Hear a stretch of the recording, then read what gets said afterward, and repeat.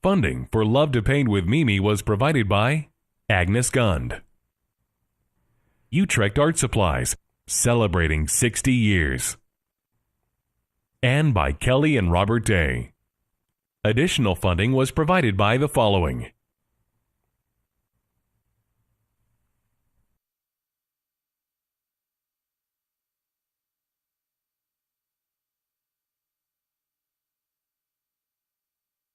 Hi, I'm Mimi. Today we're going to paint a dramatic moonlit scene. So grab your brushes and let's get ready to create. Ready, set, go. Here we go. Paint on paper. This is what creation is about. Woo, isn't that beautiful? This is the beach. Look at that green against that yellow. I mean, it just sings. We're dancing with this color. It's going across the page. I'm a shape maker. That's what artists do. They make shapes, they create color, they do all these incredible things. Oh, I love to paint.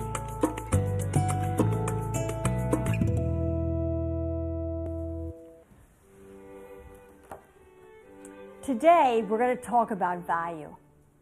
And value is very simple. It's just dark, light, and all the middle tones, which are all the tones in between. Value is not color. It's dark, light, and middle tones. It's a wonderful thing to study the masters because they are masters at working with value. And one of the greatest masters of all time working with value was Rembrandt. This is a self-portrait of Rembrandt. And you can see how he masked the darks together, making one large dark shape. And he did the same thing with the lights. And this gives his face its three-dimensional quality, the way he used the darks and the lights. And then he did something totally brilliant. He took two little flecks of white and hit the eyes, and it made that whole face come alive. And this is another painting by Rembrandt. This is called The Presentation in the Temple. And if you squint your eyes, which artists do a lot when we're trying to figure out values, you squint your eyes and you see how objects are connected. And if you squint your eyes, you're going to see this whole shape here is a dark, and that's a dark, and it makes it just beautiful. And also you're setting off this Christ child by the dark surround, and then the lights are all in one shape. Brilliant, brilliant use of dark and light. And then I have a couple of paintings of my own that I'd love to show you. And this is a huge crashing wave, and this basically is all done in blue, which shows you that value doesn't really have to have any color but one color. It can be even black and white. What creates value is you have a color and you add more white to it to make it lighter, or you add more dark to it to make it darker. So you can see these are all blues, and most of this is middle tone in here. Most of this is middle tone. This is a lighter tone, and you see how they're linked up, the shapes are linked up. And then you have your darks. And of course, that's your one white highlight. And this shows you that you can use color, one color, to create an incredible mood, and it's about value. Lights and darks, darks and lights. And here is another painting I did in the Adirondacks. It's a watercolor. And here again, you can see how I linked up the dark shapes. And the reason that we link up the dark shapes is because it gives the painting a harmony. Now, if you were to go in nature and look at a group of trees, they're probably going to be dark. Or if you look at the ocean, it might all be one color, light. I had a wonderful teacher that said, don't make hamburger, don't go light, dark, light, dark, light, dark. Have masses of value. So these are some of the ways that you can use values. There are as many ways to use values as there are people. You can make a very high key painting, which is all lightish values, or a powerful painting with dark values. Experiment, study, go out and paint, make drawings, but just do it. It just is a whole new world, and you're going to have so much fun. Don't forget, squint and see where your values lie.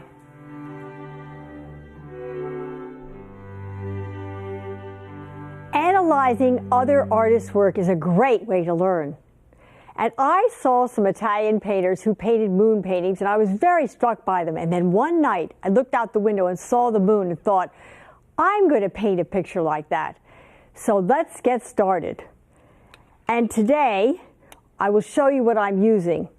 I'm using this wonderful canvas. It's 18 by 24 inches. And then I've got my palettes, my paper palettes.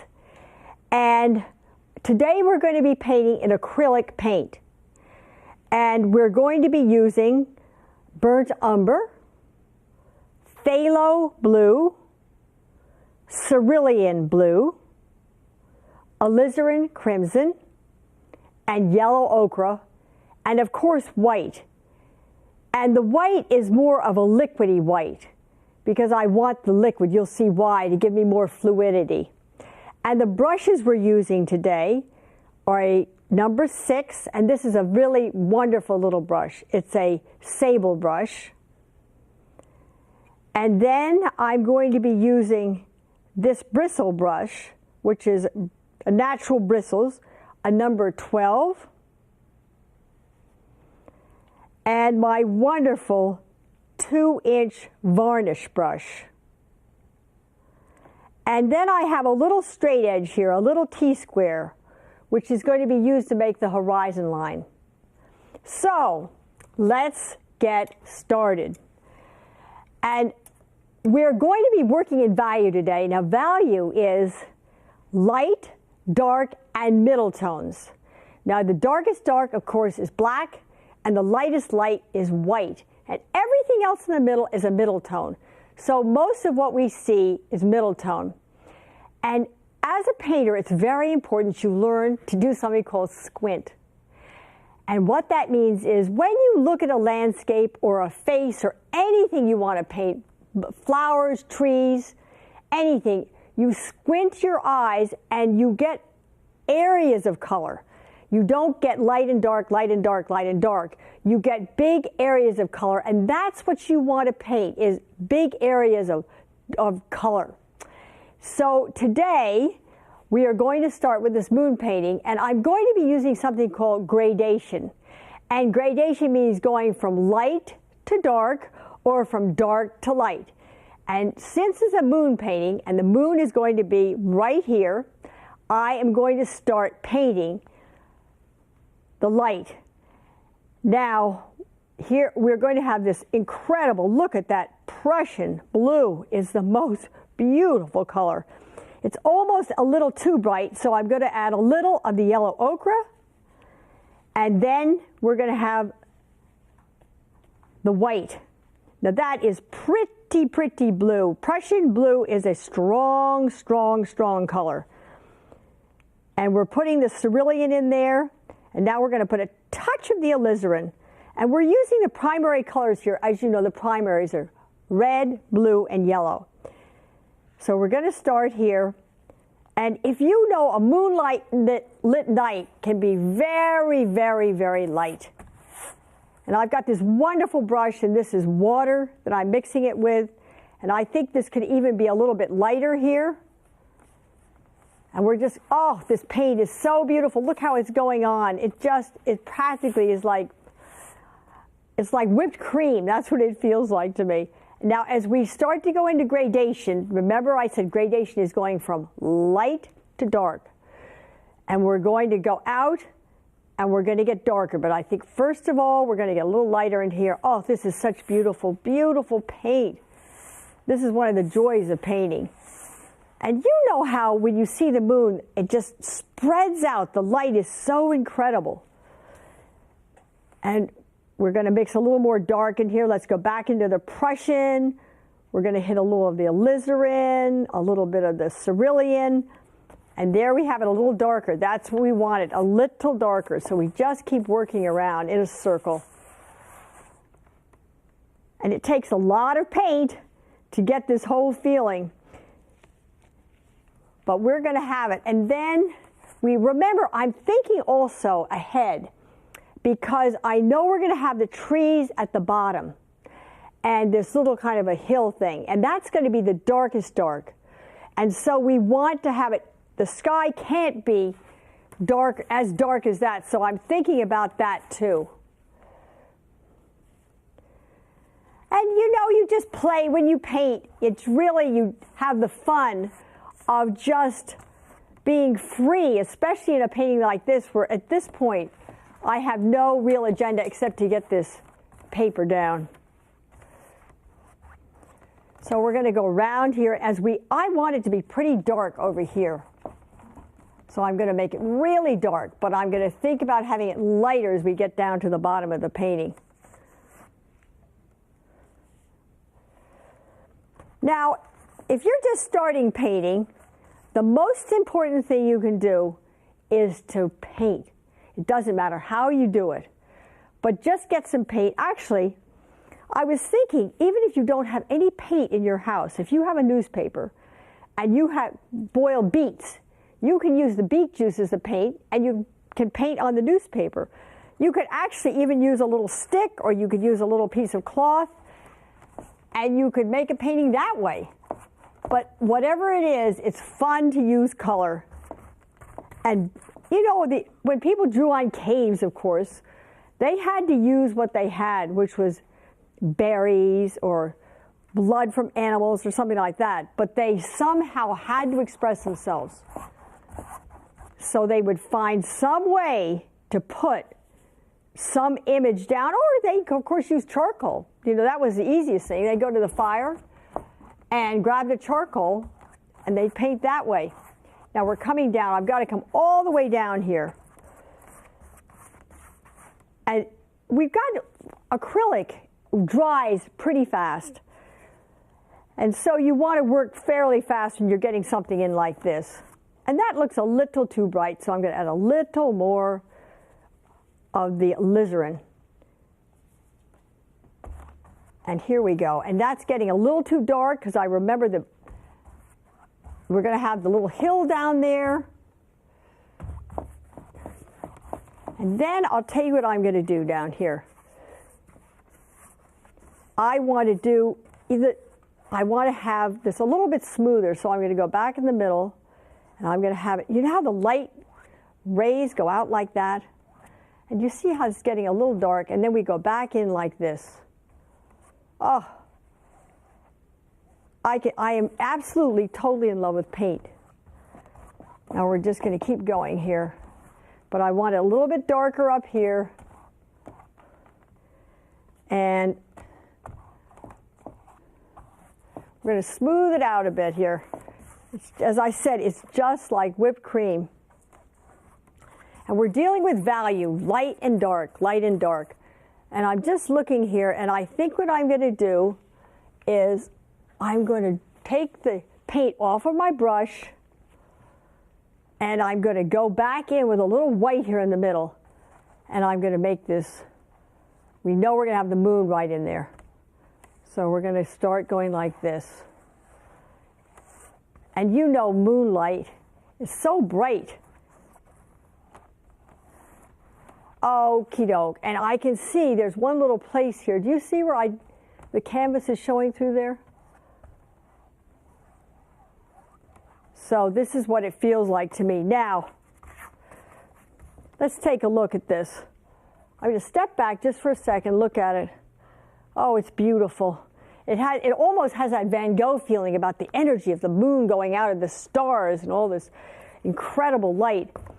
And then I'm thinking now about where am I going to put the water? And it just seemed to me that the sky was so powerful and so bright the night I painted this that I wanted it really to say sky. So I'm not going to put the water that much. I'm going to put the water way down at the bottom. And we're going to have the light reflected on the water So we're going to cross like this.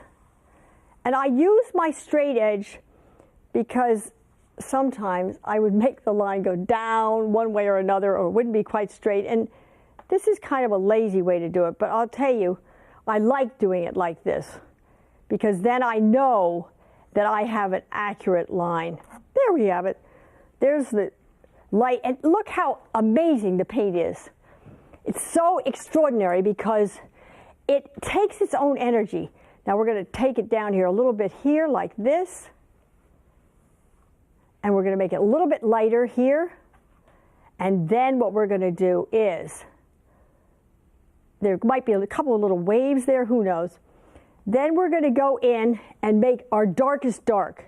Now, in order to make darkest dark, I've used alizarin and phthalo and the burnt umber. These will make a really good dark color.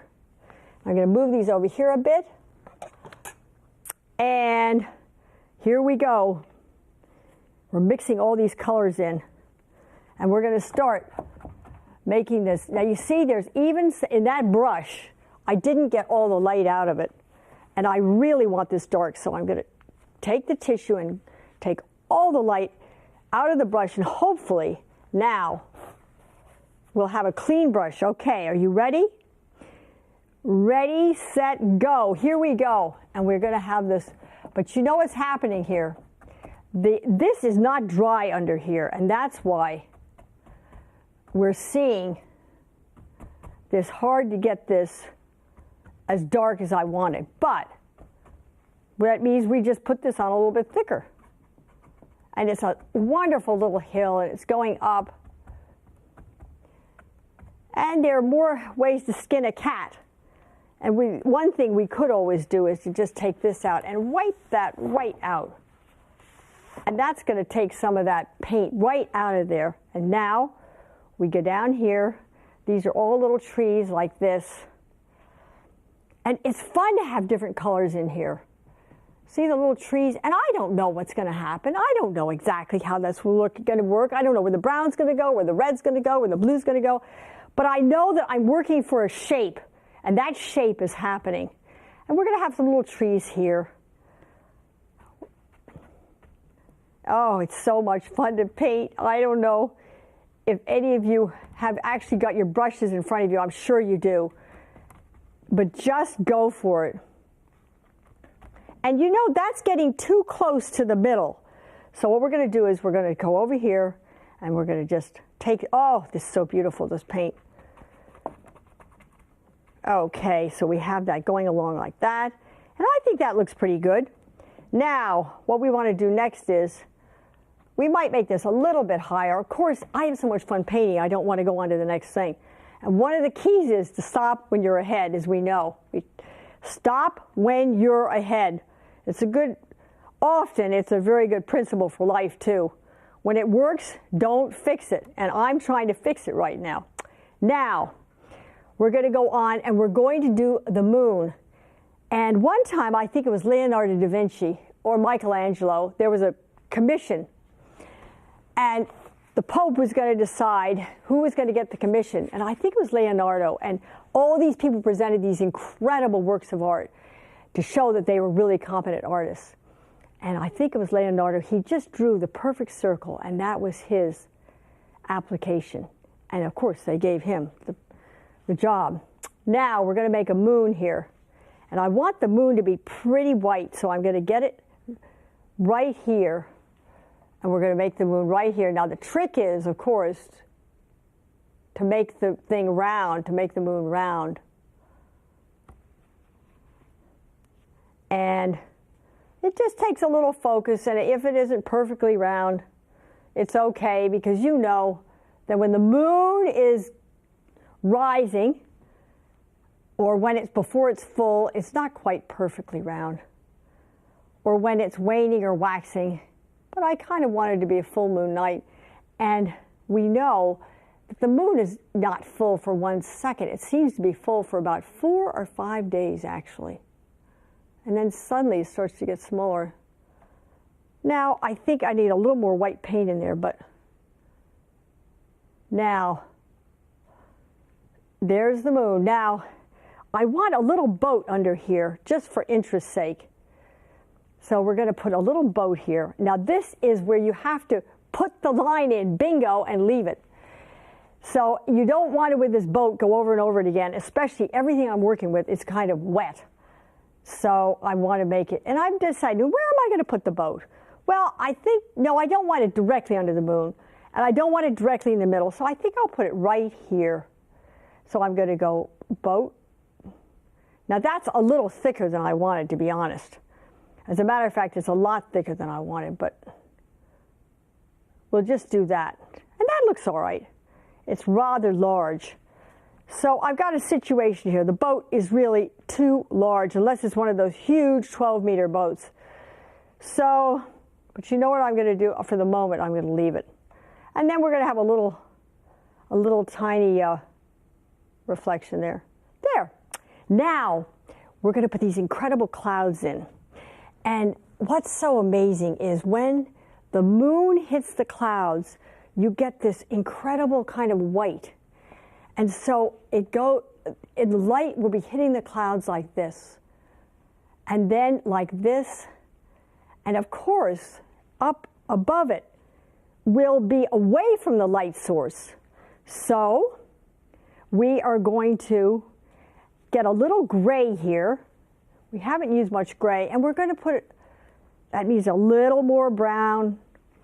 We're going to have a little bit. That might be a little too much. It's hard to tell, but we're going to put it in there, and that goes like this. And it's just so amazing. And I'm kind of dancing with this. And then I'm going back. I'm going to use this little brush. It doesn't really matter what I put the white on with, which brush. So, and I feel like as if that is not quite right. So I'm going to go back in, and I'm going to just work it a little bit. And we're going to go back in with the white. And we're thinking, what does the moon do when it hits the clouds? And you just have a little bit here and there. And we have some up here. And then we'll go here like this. And, oh, it's looking so beautiful. I mean, when you paint something, you really, really pay attention to it.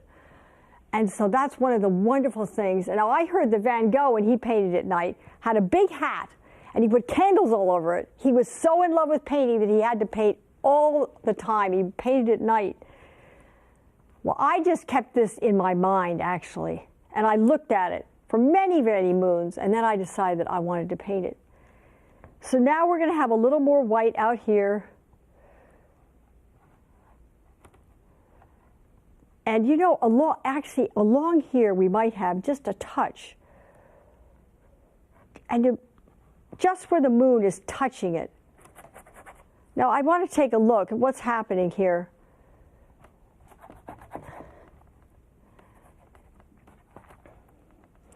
And every single moon is different, and every single cloud is different, and every single night is different. What I want to do is just capture that feeling of this beautiful summer night. Or it could be a winter night. But whatever it is, it's just the beauty of nature that inspires me so tremendously. Now let's see if this is good placement or not. I just would love to just turn this upside down just a touch. And just take a look. I just want to look at it just for a minute here. And there are the little things that you have to put the canvas so it attaches it. And I'm going to just do this, and I see one more little place here where you want a little light here.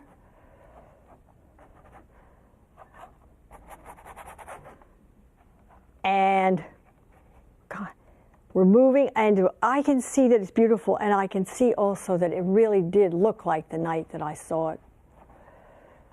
And now what we want to do is we're going to put this back here.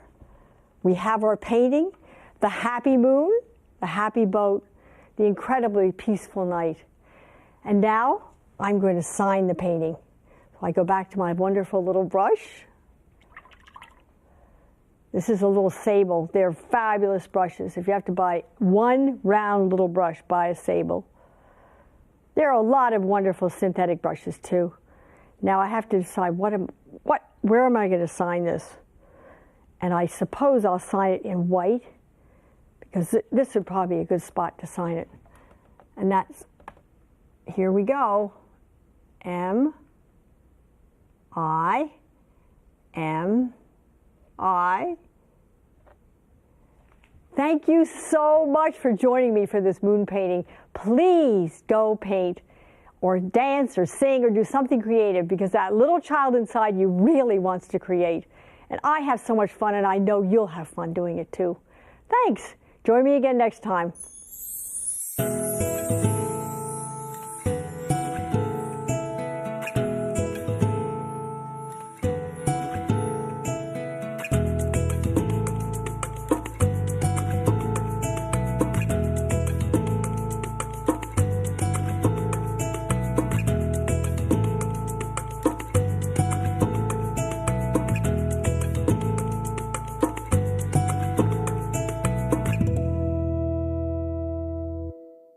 For more inspiration and to order DVDs, please visit mimisammis.com. Funding for Love to Paint with Mimi was provided by Agnes Gund, Utrecht Art Supplies, celebrating 60 years, and by Kelly and Robert Day. Additional funding was provided by the following: